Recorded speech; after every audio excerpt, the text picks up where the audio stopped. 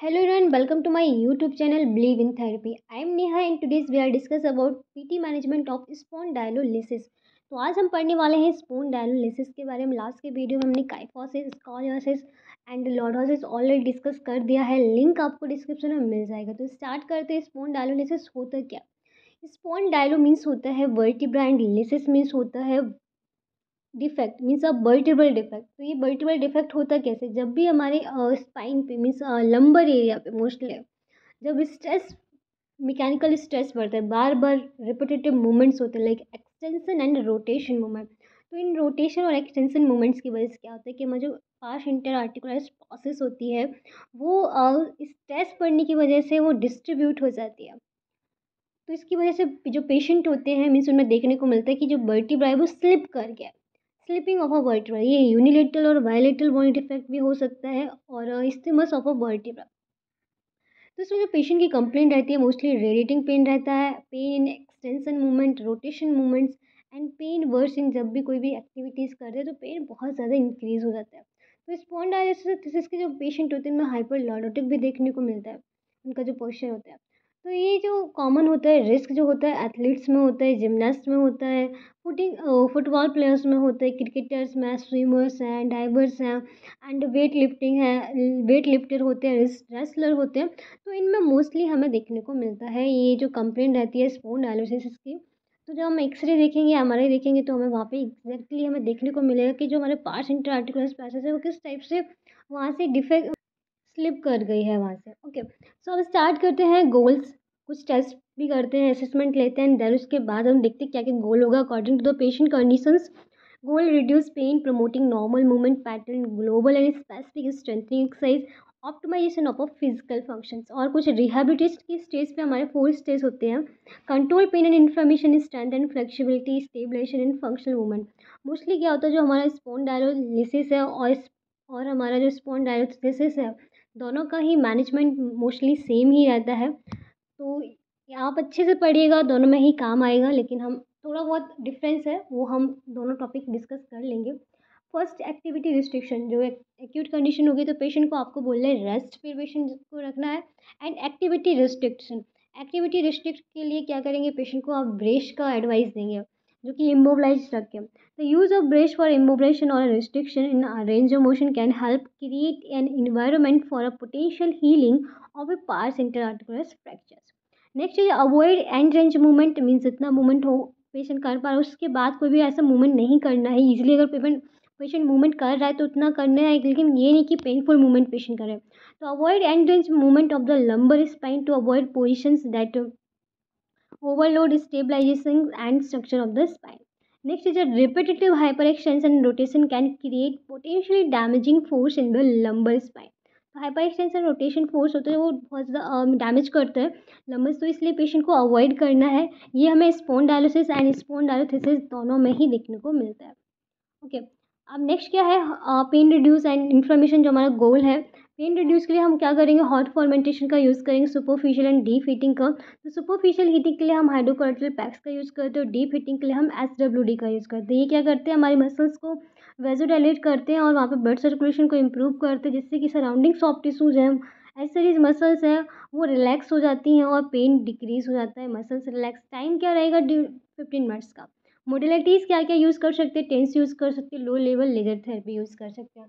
Tense क्या करेगा, pen को रिड्यूस करेगा और लेजर थेरेपी क्या करेगी, प्रोटीन सिंथेसिस का काम करेगा और वहाँ पे हमारी हीलिंग प्रोसेस को इम्प्रूव करेगा। नेक्स्ट क्या क्या हम यूज़ कर सकते हैं, डीप हीटिंग मोडलिटीज, जैसे कि अभी हमने बताया था SWD, अल्ट्रासाउंड यूज़ कर सकते हैं। ये इंजर्ड एरिया पे क्या करेगा, जो फिजियोलॉजिकल हीलिंग प्रोसेस है उसे बढ़ा देगा, मीन्स धीरे धीरे जो स्ट्रेस हो रहा है वहाँ पे वो कम करेगा और हीलिंग प्रोसेस को इंक्रीज़ करेगा। और क्या कर सकते हैं, पेशेंट को आप एडवाइस देंगे avoid to rotational shearing forces and extension movement. यदि temporary cessation of sport activities bearing a brace, यदि कोई टेम्प्रेरी उसे एक्टिविटीज़ करनी तो वहाँ पे वो इस ब्रेश का यूज़ करे, ब्रेश का, जिससे कि पेन और वर्ष ना हो।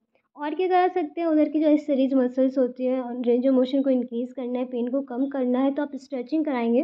ग्लूटेस मसल्स की, हैमस्ट्रिंग मसल्स को स्ट्रेच करेंगे जिससे कि जो लंबर स्पाइन पे जो एक्सटेंशन फोर्स है धीरे धीरे वो कम हो सके। 10 to 15 सेकंड का टाइम ड्यूरेशन रहेगा, repetition 6 to 7 time. Isometric exercise कराएंगे हैमस्ट्रिंग की, क्वाड्स की, ग्लूटेस मसल्स की, जो कि परफॉर्म करें हमारी जितनी सारी मसल्स हैं उनको रिलैक्स करेगा। Hold 10 second and repetition 5 to 10 second. धीरे धीरे क्या कर सकते हैं, क्रोनिक कंडीशन यदि है तो हम इनको थोड़ा सा प्रोग्रेशन कर देंगे आइसोमेट्रिक में, होल्डिंग टाइम को और ज़्यादा इंक्रीज कर देंगे। Okay, next is strength and flexibility. Strength and flexibility को इम्प्रूव करने के लिए आप क्या करेंगे, पेशेंट को फर्स्ट क्या करेंगे, रिलैक्सेशन एक्सरसाइज कराएंगे। Mobility of spine are initiated first and next क्या करेंगे, जो हमारी पैरास्पाइनल मसल्स होती है उसमें क्या होता है, स्पाज्म हो जाता है, हैमस्ट्रिंग स्पाज्म होता है, इसलिए हैमस्ट्रिंग बहुत टाइट हो जाती है।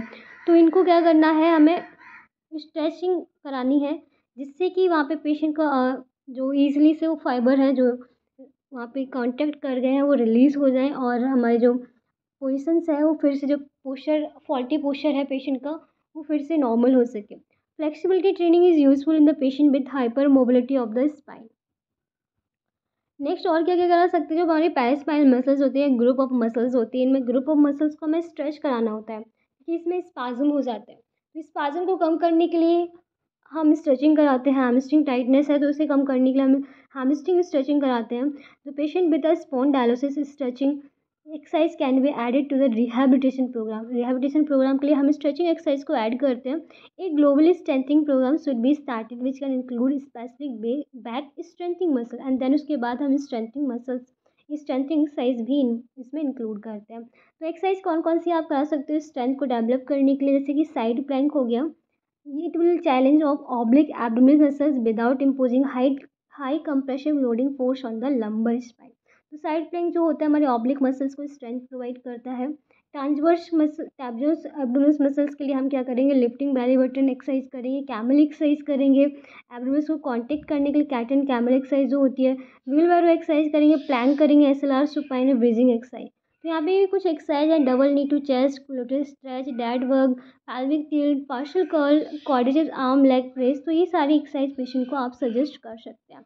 नेक्स्ट को सजेस्ट कर सकते हैं जैसे कि फ्लेक्शन एक्सरसाइज, क्योंकि पेशेंट को क्या है कि पेशेंट ना फ्लेक्शन नहीं कर पा रहा, वो एक्सटेंशन में है, तो इसलिए हमें क्या कराना है, कुछ फ्लेक्शन एक्सरसाइज पेशेंट को सिखानी है। तो फोकस ऑन है strengthening transverse abdominal muscles and oblique abdominal muscles, जो कि क्या करेंगे, हमारे पेन को कम करेंगे, स्ट्रेंथ को डेवलप करेंगे around to the lumbar spine. तो इसमें क्या क्या एक्सरसाइज कराएंगे, flexion exercise, knee to chest single, then double knee to chest, crunches partial and full diagonal curl of forward bending in chair, patient lower back raising against the back of the chair, patient को against the back of the chair थोड़ा सा pressure करना है against उसके, gradual forward bending of the trunk at the lumbar region and strong abdominal contraction. तो ये सारी जो एक्सरसाइज है ये हमारी फ्लेक्शन एक्सरसाइज है, इन्हें फिर से ध्यान से प्लीज़ आप पढ़िएगा।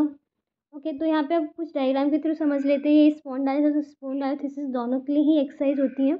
pelvic tilt exercise, gluteal stretch exercise, quadricep arise raise exercise, side plank, double knee to chest, partial curl, dead work exercise. तो ये सारी एक्सरसाइज दोनों के लिए होती है, स्पॉन्डाइलोसिस और थिसिस के लिए। Next is stabilization. स्टेबलाइजेशन जो होता है हमारे कोर मसल्स के लिए ही होता है, मीन्स एब्डोमिनल और एब्डोमिनल मसल्स के लिए न्यूरोमस्कुलर स्टेबलाइजेशन टेक्निक होती है ये, जिसमें कि activation of transverse abdominal and other core stabiliser muscle, जिससे कि पेन को कम कर सके। एंड नेक्स्ट जो लास्ट हमारा फंक्शनल मूवमेंट। फंक्शनल मूवमेंट में क्या है, तो main goal of physiotherapy to increase functional ability through a home exercise programme. As soon as primary pain decrease patient have to be encourage to resume activity as a tolerate. तो ये हमारा था spondylosis के बारे में, जिसका PT management already हमने discuss कर दिया है। कोई भी क्वेरी होती है आपको तो आप कमेंट करके हमसे पूछ सकते हैं। नेक्स्ट वीडियो हम जो नेक्स्ट टॉपिक लेके आएंगे वो भी सेम इसी से मिलता जुलता होगा, स्पॉन्डाइलोसिस के बारे में। तो आई होप वीडियो आपके लिए हेल्पफुल रहेगा। तो प्लीज़ वीडियो को लाइक करें, चैनल को सब्सक्राइब करें। कोई भी क्वेरी होती है तो आप कमेंट बॉक्स में कमेंट करके पूछ सकते हैं। Thank you.